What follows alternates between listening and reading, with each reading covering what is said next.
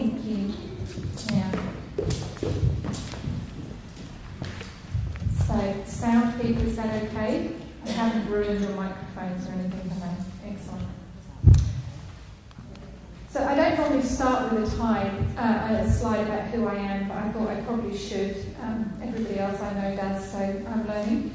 I am autistic, and I'm passionate about not being the exception. So I have a very good job, and I have a very nice house, and I own a car, and I drive it, and I have a lovely young adult son. And I am not the exception, and I shouldn't be the exception. And you don't have to have a good life in those sort of materialistic terms. You do have to have a good life. Life should be meaningful, and I'm passionate that every autistic and every person who's different, in fact, every person on earth should be able to have a good life. That's my reason for getting out of bed every morning. I am a parent, I'm a partner and a daughter, I'm a senior public servant in South Australia in the education sector. I'm a teacher by background, so I trained in the UK, in London, and as soon as I left university with my teaching degree, I started doing my master's degree in special education, because I started my first job, and out of my 30 children, 2 of them spoke any English, and 17 of them had disabilities. And my teaching degree did not equip me to teach those kids, so I carried on teaching, but I went straight into doing a master's in special education part-time, and have been passionate about meeting diverse needs ever since. So I'm also, yes, a researcher and author blogger.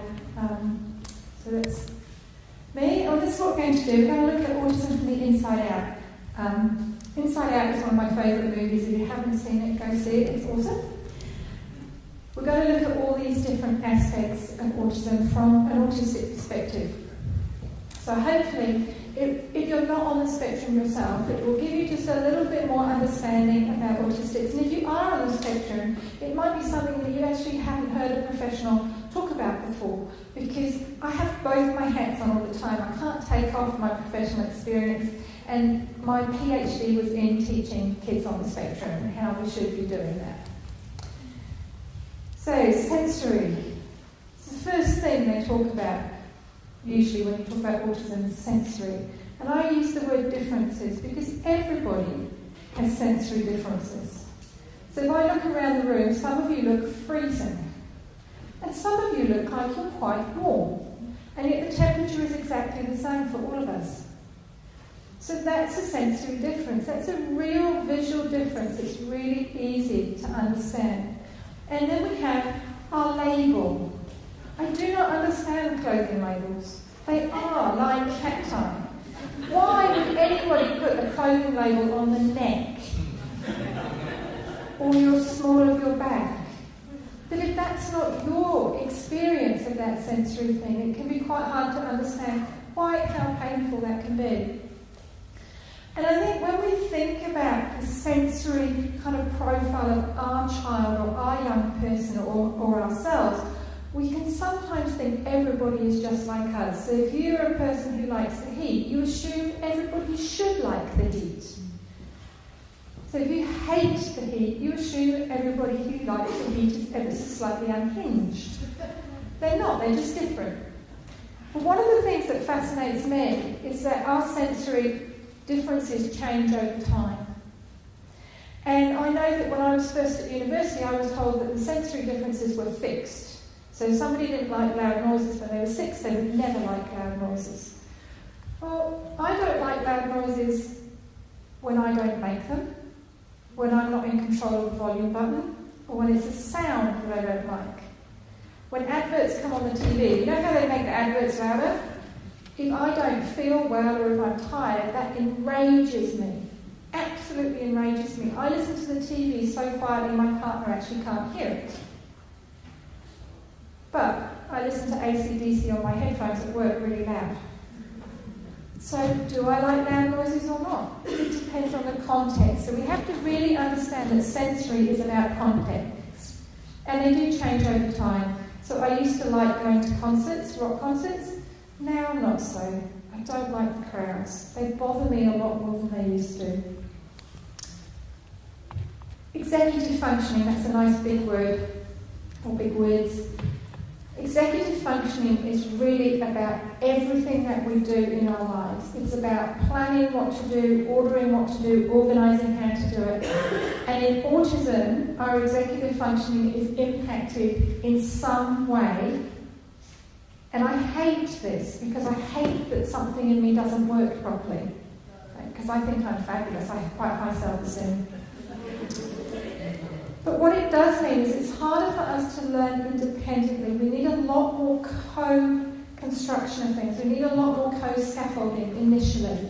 Doesn't mean we can't do it eventually, but it means we need that scaffolding and support initially. So if you've got a child on the spectrum, or you're on the spectrum yourself, do they lose stuff a lot? Yeah, that's an executive functioning thing. So I trained as a Montessori teacher, fabulous idea. Everything has a place for everything, can't lose stuff. If you're not ordered and you don't have good executive functioning, it's really hard to find stuff. So we quite often look lazy when we have poor executive functioning, because it's hard to have focus and it's hard to have the action of what to do.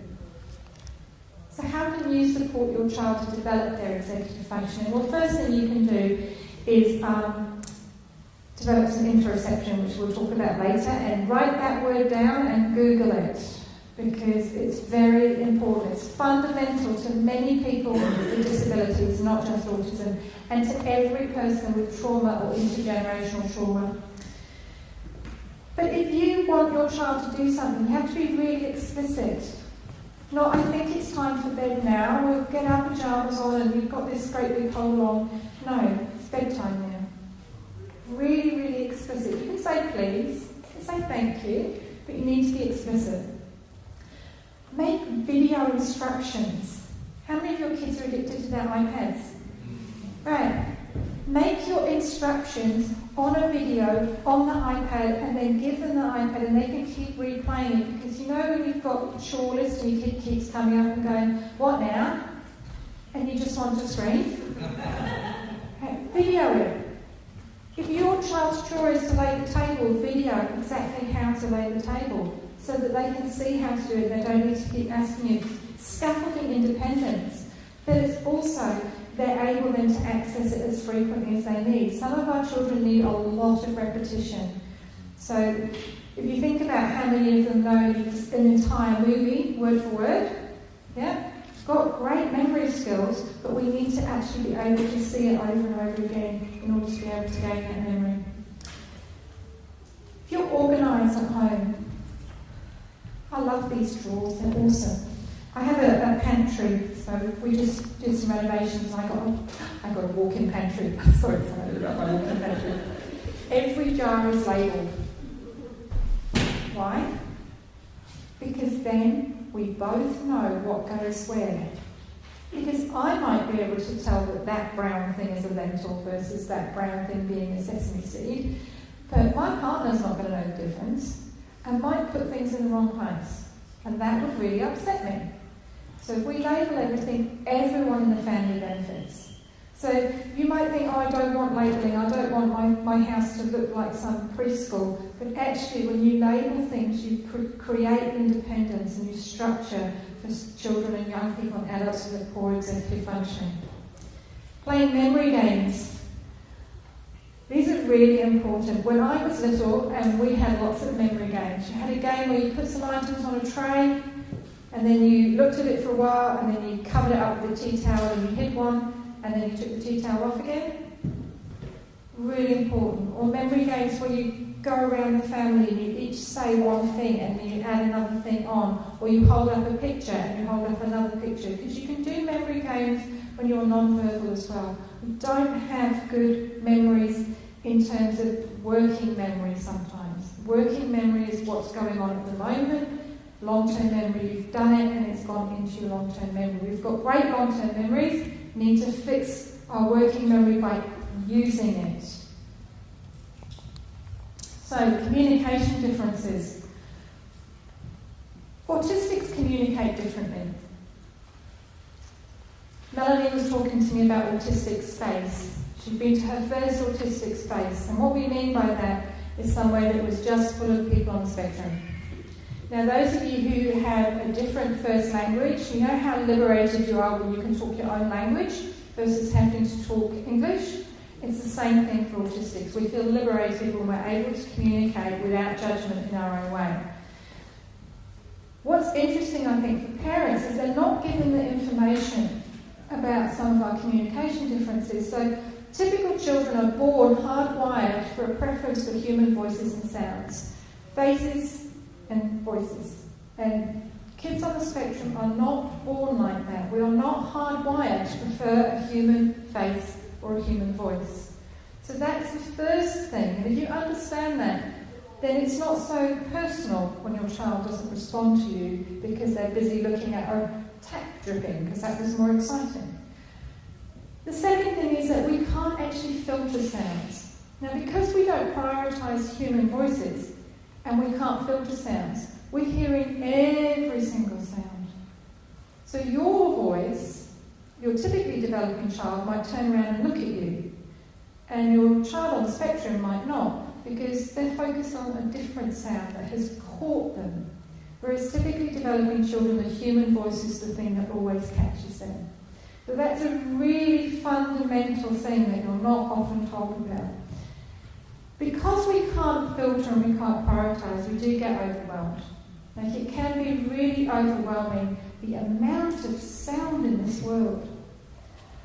There was some noise earlier outside, and it could have been a crane, it could have been some building work. I fixated on that for quite some time, which meant I lost what the person was saying, whereas typically developing people would probably be able to go, there's a weird sound, let's just not listen to it. I can't do that.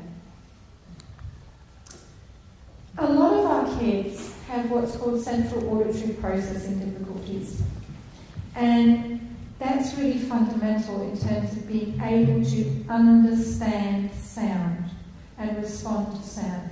So in my day job I work for the Department for Education, but I also work with adults on the spectrum in private practice outside of that, and I work with a lovely lady who cannot make sense of more than one or two phrases.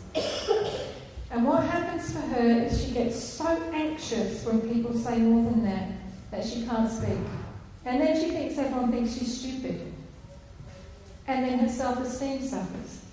So where you have children or young people in your families that seem to struggle when you say lots of things, try just saying very short things.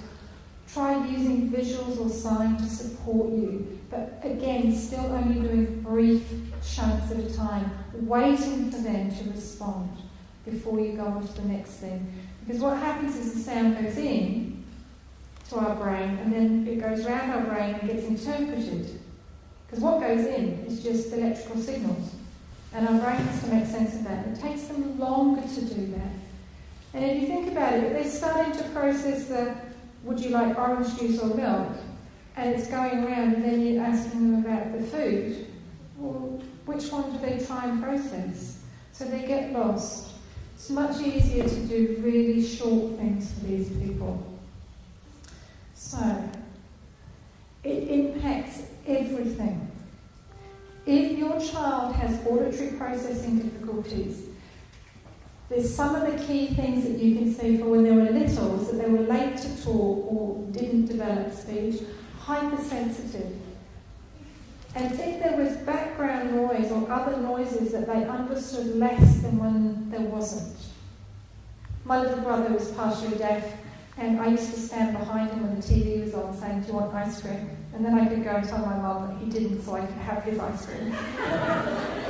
I know, really, right? But his auditory processing is not anywhere near as good as mine. So for him, that was really significant. It wasn't just the hearing impairment, it was that he couldn't separate out the two. In preschool, you look at these and you might think, oh, well, that sounds a lot like ADHD. So it's that kind of that whole picture that you're thinking about. But these are just some indicators for you that they're preferring the visual activities. They have difficulty learning through words. And unfortunately, Australia is an oral culture, really. We educate through speech. And so if your child has difficulty processing that, doesn't matter if your child speaks or not, it's if they can't process that speech going in a way that means they can learn, it's going to be really hard for them. So if you can find that out when they're little, that's going to really help with the accommodations that you get for them. So what can you do at home? Turn off the TV, turn off the radio. Make sure that your home is as quiet as possible if this is your child. Signal to them before giving instructions, because normally what you do is you call someone's name. But if you're not hardwired for that human voice, that's not going to be a signal you get. So you might have a particular sign that you use at home. Might be listen now. Might be something else, something that's meaningful for you, for your child, and something that's appropriate that they can take with them as they go through life. When you have got the attention, just saying what you mean, and exactly that, that's it. You don't need to go all this other extra stuff, which I do because I'm a talker and I waffle a lot. Single-step instructions are something that speechies talk about a lot. Sit down is a single-step instruction. Pick a chair that you feel like you like, sit down, put your book down. That's not. How often at home do we use single-step instructions?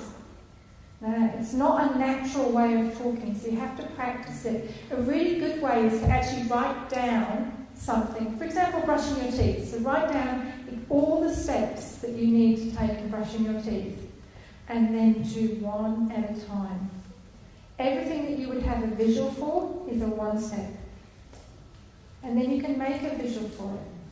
You can also make a video of it then, so your child can access that whenever they want. Give time to process. So I was reading the lady that was up here before with the wet fish. I was reading her thing in the pack, and it said, give 10 to 20 seconds to make a choice.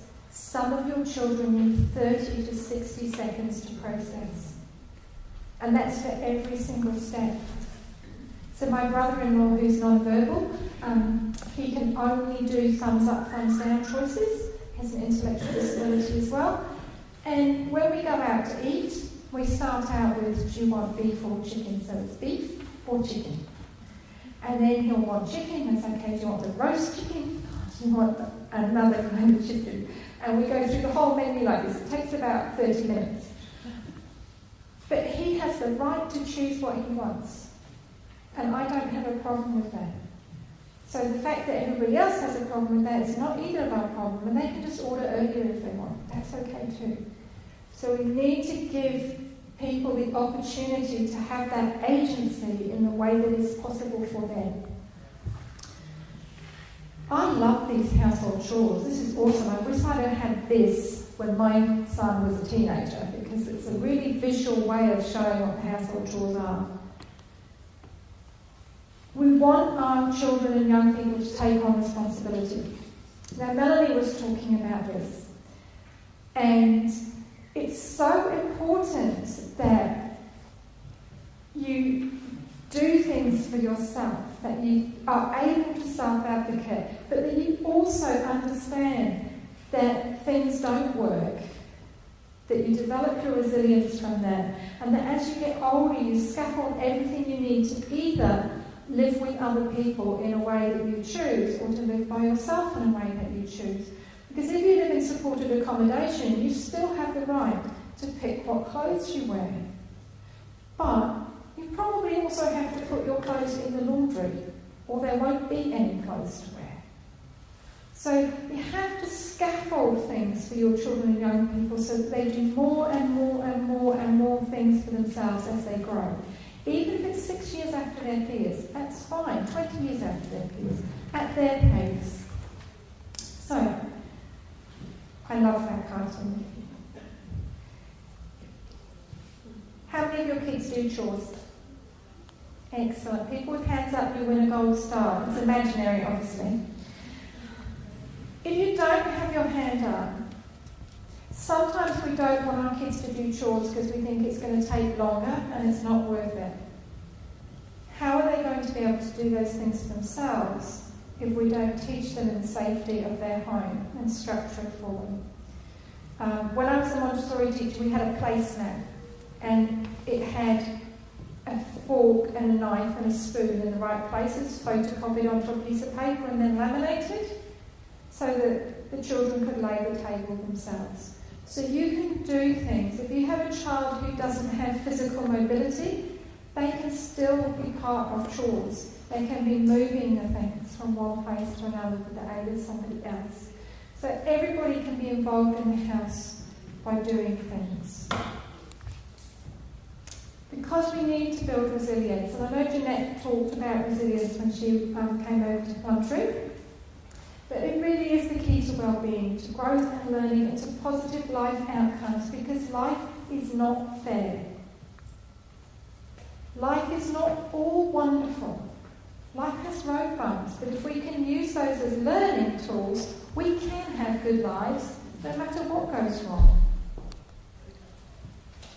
So, I lived in Christchurch in New Zealand for many years, and it got earthquaked, and our house got split in two, and half went towards the river, and the other half sat there, and all the sewage broke and everything else. Now, we could have been broken by that, and some people were. But what we said was, we're young enough, and we have careers that we can take anywhere, so let's go and live in the warmth of Australia. We could bounce back because we had that resilience. If we didn't, we couldn't have done that. We would have just been stuck in that path. And what parents do is they worry that their children won't be able to bounce back, so they do for them and they fix up for them. But if you do that, the first time your child fails is when you're not there anymore. And then what are they going to do? Because that's an awful time for that to be the first time to happen. So you have to let your children fail right from very young and build in that failure is a learning thing. Because I always worry about this picture that the elephants are going to go over the cliff. But I know they won't, because elephants have intergenerational memory. So they know there's a cliff there. Resilient people can overcome challenges. We can face disappointment, and I have to say that as autistics, we're not fabulous at handling disappointment. That is the time when I am going to have a big hissy fit. Like when I went to see The Wizard of Oz, and the lion was wrong. And the munchkins were wrong. We had to leave at intermission. This was only a couple of months ago.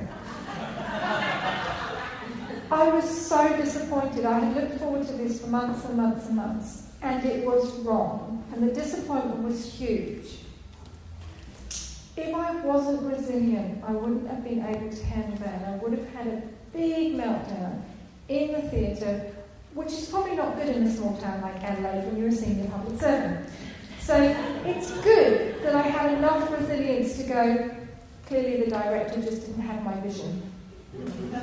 Or read the books. Or watch the movies.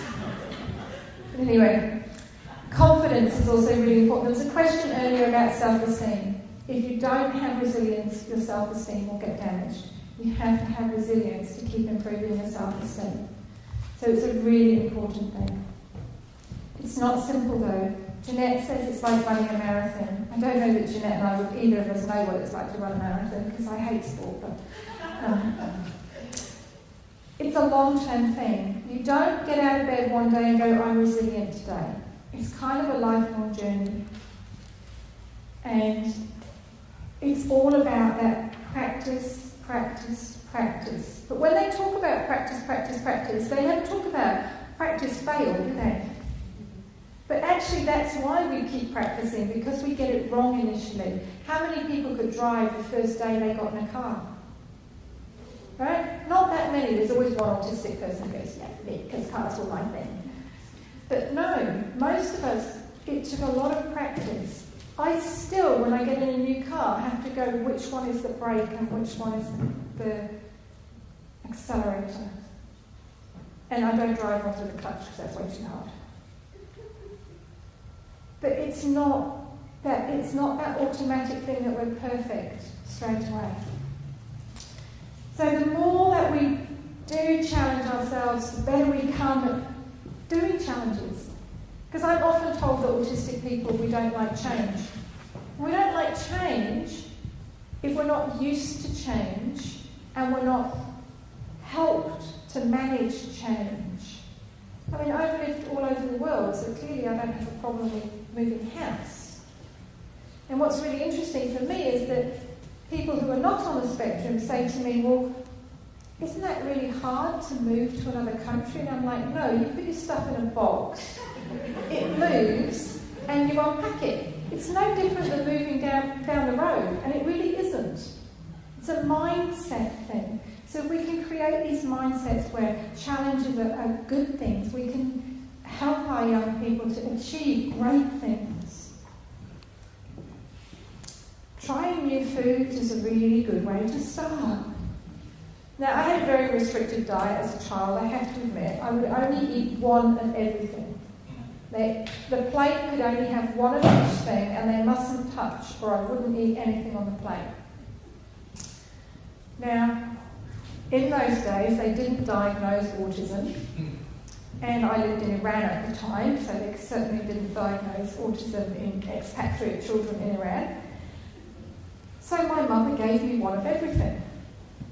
But I had to try everything, even if I then didn't eat it ever again. We were allowed to say no if we really, really, really, really hated it, but we usually had to have one of everything. So I clearly misunderstood this one of everything and thought that was what you were supposed to eat. I still don't like my food to touch. I still will pick things apart. I don't worry about it anymore though. If you let children play with food before they have to eat it, they get used to the sensory stuff of it. Some food has the most disgusting texture. Kina. Some food has the most amazing texture. If you can get used to those things and the smell, and some food doesn't taste like it smells. Coffee smells awesome. You put it in your mouth and it is revolting. But if we don't give our children the opportunities to try things, what they start doing is refusing to try anything. If you have children that only eat, how many of you have got children that only eat soft food?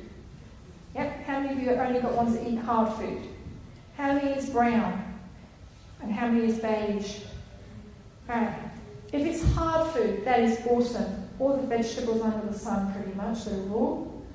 Lots of hard fruits, fantastic. If it's only beige foods, you'd be amazed how many things look beige when they're in mashed potato. My son, he came to live with me when he was 12, so I acquired a son when he was 12. Most lovely young man. He would only eat meat and veg, and it had to be meat, potatoes and carrots. And I don't cook like that, so that's okay. We're having stir fry. Put it in a wrap. Like wraps. Ate it. This is quite nice. And then we opened it up and he saw everything that was in it and was horrified. But ate it forevermore. Because actually it did taste nice. So we've got to let our kids play. How many of you have your kids cooking with you? Yeah. Best thing you can do. Help your kids grow the food, prepare the food, and eat the food together. Different people. So I have lived all over the world and I have learned to speak the language in every single country that I live in because it's important to me to be able to communicate with people. I even do speak some Freo. Not a huge amount, but I speak enough. I was used to having visitors come in and out of the house. I went to boarding school when I was 7. And I never missed my parents. And last year I heard Dr. Wen Lawson talk about object permanence. Object permanence is that thing that you know something exists even when you can't see it. I never missed anybody because I didn't actually think they exist anymore. When my son left home, we didn't talk to each other for a while because neither of us remembered to call the other person because we didn't exist anymore. So it's a very interesting way of being that if you have a child that has separation anxiety, they might not actually have separation anxiety. They don't know you exist when you're not there. Give them a photo of you. have a recording of you on their phone or on their iPad that they take with them to kindy or to school that says, I will see you tonight when I get home from work or when you get home from school. So they know that you still exist. Because without that, they don't know you exist. So some kids, they're fine when they get into school, but they can't get out of the car or they won't leave the house. They don't know the house is going to be there when they come back. So have a photo of the house. Really interesting work that he did. So peekaboo is a good way of teaching sub-object permanence. Because you know when you play peekaboo? Well, you play that with babies to teach them object permanence. That you still exist, even when you're hidden. So you can do all kinds of things with kids to teach them this, but the best thing to do if they have that anxiety about leaving you is to give them a photograph or a recording of you saying when you're going to see them next. And help kids to understand that some other people are good people. Don't tell them all other people are good people because it's not true. Leave them alone with somebody for a second initially. Literally hide behind the door for a second and come back out. Structure that up so that they know you're always coming back. And even though it was my dog, I leave the house and I always say, bye-bye, see you later. You have to tell kids that you're coming back if they don't have object permanence. I love that we think kids should just be alright around other kids straight away. It's very odd. What are children? Like, do you actually help your child to understand what other children are before you make them be with other children? And other children are very unpredictable. They do weird things. And they're not always respectful of my space, my toy, my this. So we need to actually help them to understand that before expecting them to be. Parallel play is when you play alongside. So I loved my son because at 16 we could leave him alone in the house for the weekend. He would have a party, a LAN party, which is where everyone brings their own laptop and plays a game online, and vacuum before we came home. Great. That's what happens when you have a kid on the spectrum. His other peers at school, if their parents went away for the weekend, would be having alcohol, drugs, trash the house. I got my house vacuumed. How awesome is that? But what we had done is we had said, your parallel play is fine. Lots of parents of autistic teenagers worry about the online gaming. Hey, he didn't speak a lot to his peers at school, but he spoke on the online gaming environment. He didn't write at school, he typed in the online gaming environment. He was using social skills. That was his world. And he still plays with those people around the world. When he moved to Australia from New Zealand a couple of years after us, I said, well, don't any of your gaming buddies live in Adelaide? And he went, oh, yeah, they do. And he met them in real life. And he went and he flattered with them. So these are not antisocial things. I mean, you don't want them in the bedroom 24/7, yes. But as a social thing, it is fine. You do have to say no. So my mother is on the spectrum. I diagnosed her. I'm allowed to. I was trained to diagnose in New Zealand. Can't do it here because, don't meet the right regulations here. I'm the wrong profession, apparently. Apparently I have to be a different profession to diagnose here. Anyway, I diagnosed my mother.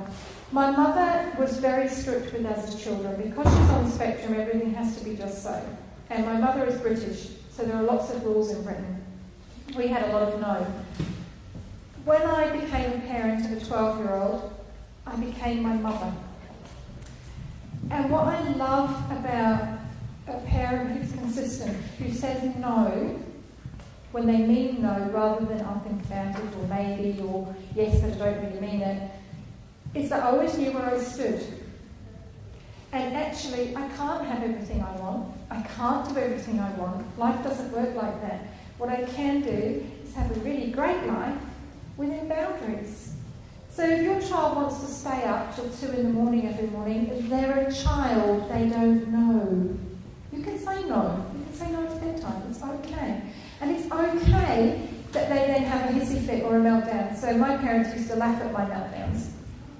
I was a tiny child. I was born and they took me home in a shoebox because I was so small. I was always a tiny, tiny child. And I apparently would stamp up and down and huff and puff. And they just thought this was hysterical. They weren't mean in their laughing. They just genuinely thought it was funny. And in that laughing, it always diffused it. Some of you parents get really afraid of your children's meltdowns. Don't be afraid of them. We have to melt down at times, but it doesn't mean we have to stay in that space. We can move on from that space. So, we have a thinking style that's very interesting. How long does it take for a traffic light to change, approximately? Anyone know? 2 minutes. Excellent. It does indeed, according to all the traffic people, 2 minutes. Does it feel like 2 minutes? That feels longer, eh? Autistics, we take that a little bit further and we think now is forever. Now, I'm an adult with a PhD and I still think now is forever. And I'm going to give you an example that I always give, which is we moved to Adelaide on Christmas Eve. And on the 2nd of January, I hadn't got a job yet. So I told my partner that she had ruined my entire life. I had a good career in New Zealand. I was never ever going to get a job in Australia. It was the end of the world. I was unemployable. And I believed it. I truly believed that because I had not got a job, in those 2 weeks I would never get a job. Now, patently that's ridiculous because nothing in Australia was open at that time of the year. It was irrelevant to me. And I'm an adult, so if you think about your children thinking that now is forever, this is a really problematic thing. For turn taking, for go to bed, get off the computer. If I get off the computer, I'm never ever having the computer ever again. So you can't say these things. You've got to tell them when they're going to have it again. You can use timers, planners, timetables, but also mindfulness. And I don't necessarily mean in a meditation sense. I mean about knowing that everything changes. That I'm in the moment now and the next moment is a different moment. So when I learned about that as an adult, it was so powerful for me that I actually went out and became a Buddhist because I needed that to ground me. I needed to understand that everything changes all of the time, because it does. Everything changes all of the time. But for you, when you play games, it is a really hard skill to learn that turn-taking. Playing games is a great way to do it. If you're going to the beach, just take some turns jumping in the water or watching someone jump in the water if that's not your thing.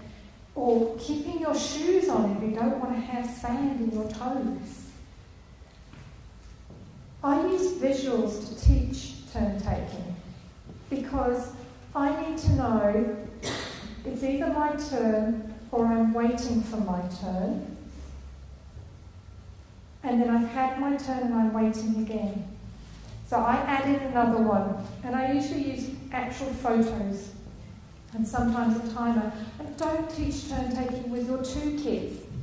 Teach it with an adult first, because you can handle the waiting a bit better, hopefully. Another important autistic thinking style that I don't think many diagnosticians talk about, and so you might not know about, is that we have interesting repetitive thinking. Now, repetitive behaviours are part of the diagnostic schedule. Thank you. But repetitive thinking is the problem. Like, does it matter that I pace? No. Does it matter that I flap? No. It matters that I have repetitive thoughts because most autistic people focus on the negative. So our repetitive thoughts are a negative thing. At the end of every day when you go to bed, it's wonderful, there's no sensory input because you're in bed. So you analyse your day, your week, your month, your year. That teacher when I was 11. And every autistic that I've spoken to, we all have the same thinking style, and it is hugely problematic. Because when you just say something tiny, when you were angry, we hold on to it forever. So you have to balance that with lots and lots of positive things, and also teaching that resilience that you can learn from failure, that it's okay to make mistakes. So we don't focus and focus and focus. Because if we keep focusing on that, we can't start to think that we're failures. And we're not failures. We have amazing creative minds. Some of the funniest people I know are non-verbal autistics. So everybody has something to give in life. And that repetitive thought focused on the negatives are really bad things. So at night, have a bedtime routine that involves sharing a highlight. Sharing something fabulous about your child or your family or your life. Even if it's, my thing now is I take a photo of the sunset every day. Because I live in a part of Adelaide where I get a beautiful view of the sunset. Every day I appreciate how wonderful that is. And it just helps take away some of that negative thinking that creeps in. So I talk about resilience a lot, and I also talk about interoception a lot. This is my thing from work.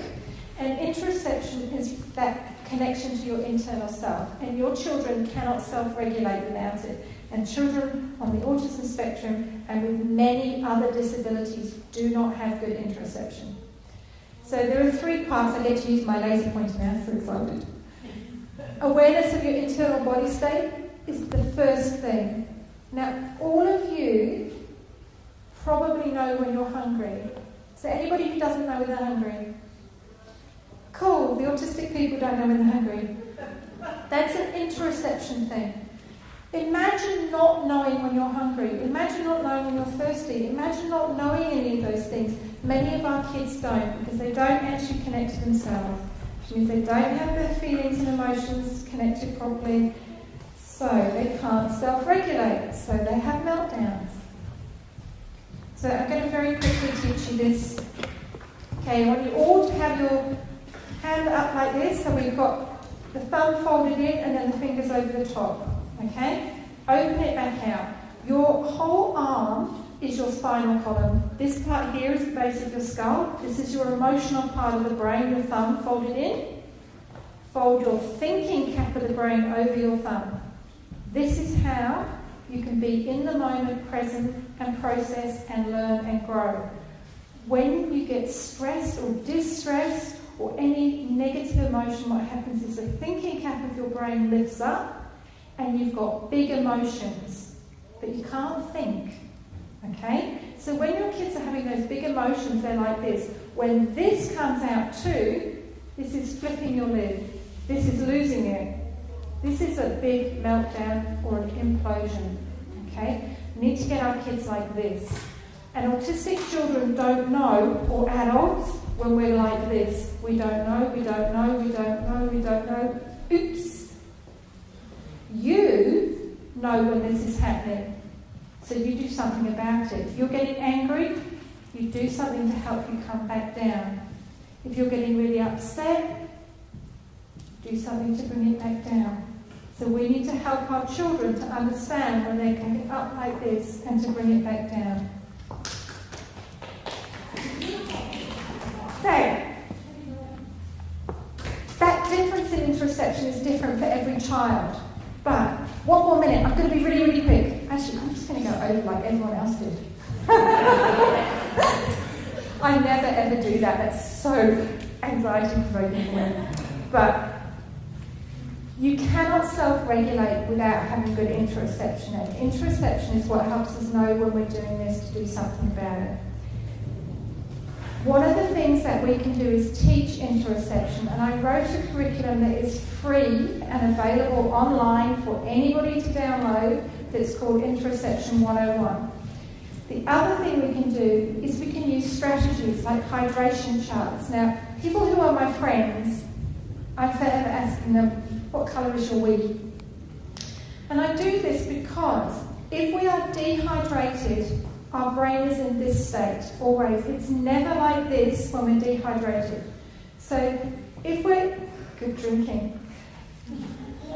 If we're dehydrated, we cannot self-regulate as well. So if we've got interoception, and we're dehydrated. We know we're thirsty and we do something about it. It brings the brain back into this position. When we don't know, and many autistics do not have a sense of thirst, and nor do many other children with disabilities.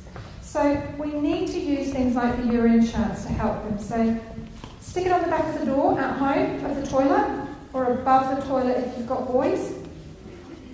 All kids look. Talk about it. We need to drink more. We need to have our urine clear and not smelling like wee.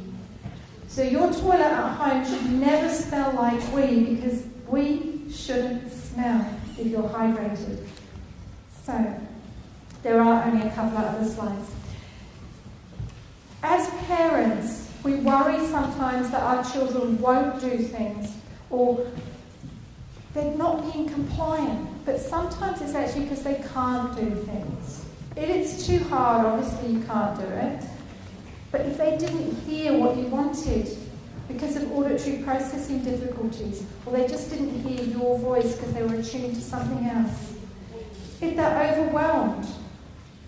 The interesting thing that people never know about autistics is we won't do stuff that's too easy. It's pointless. It takes a lot of energy to be an autistic person. So if it's too easy, it's not worth our energy to do it. So if your child is not doing something, it might be that it's too easy. Give them something a bit harder and see. If we're hyper-focused, clearly you won't do anything else because that's far more interesting. We have to introduce new skills in ways that people are interested. So again, Dr. Wen Lawson, who does really interesting research, has got brain scans that show that autistics cannot learn unless we are interested. So if you want to teach your child to lay the table and Pokemon is their thing, well then Pokemon needs to lay the table. You need to get a cutout of Pokemon, and Pokemon needs to put the things in the right place and you video it. You can teach anybody anything through anything. But autistics cannot learn unless we're interested. Honestly, until I found that out a few weeks ago, I thought that I was a really annoying person all the way through my school life. Now I realise I just couldn't attend, and that it's okay that I was like that. So please make sure that your schools do interest-based learning for your kids, and under the DSC they have a legal right to the accommodations that meet their needs. So, and in New Zealand they also have the legal right to accommodations that meet their need, and they have to have interest-based learning. I don't use the term meltdown anymore. I use sympathetic nervous system overload, because that's what it is. It is an actual biochemical overload. It's when you're flipped your lid. That's your sympathetic nervous system overload. And at that point you can't do anything about it because your thinking bit isn't connected. So you can't do anything about it. A tantrum, we do great tantrums too. I do think autistics throw the best tantrums. Yeah, we do. But they're usually because we're trying to communicate. So if you teach the self-advocacy, that won't happen so much. The only time I've ever gone over an entire talk ever in my entire life. Anyway, all autistics can live good lives. We do not need to be speaking to live a good life. We do not need to live independently or work to live a good life. What we have to do is have value and have meaning. And as parents, you can model that your children have value and have meaning. And you can structure that they have value and have meaning. So thank you very much.